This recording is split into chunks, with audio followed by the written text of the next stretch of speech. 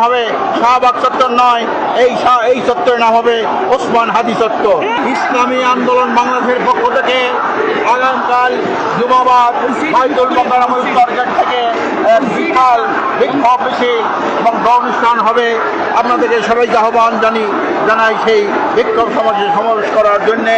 আমি ছাত্র যুবক আলেম ওলামা সবাইকে আহ্বান জানাচ্ছি কালকের এই ওসমান হাদির হত্যার বিরুদ্ধে বিরুদ্ধে এই খুনিদেরকে গ্রেফতার করে দৃষ্টান্তমূলক শাস্তি, এবং শুধু খুনিদেরকে না, এই খুনিদের পিছনে যারা ইন্ধন জুগিয়েছে, যারা বুদ্ধি পরামর্শ দিয়েছে, সবাইকেই আমরা গ্রেফতার করে দৃষ্টান্তমূলক শাস্তির আওতায় আনার জন্যে আগামী দাবিকে জোরদার করার জন্যে আগামীকাল ইসলামী আন্দোলন বাংলাদেশের পক্ষ থেকে বাইতুল মোকাররম উত্তর গেট থেকে এক বিশাল বিক্ষোভ মিছিল ও অনুষ্ঠান অনুষ্ঠিত হবে।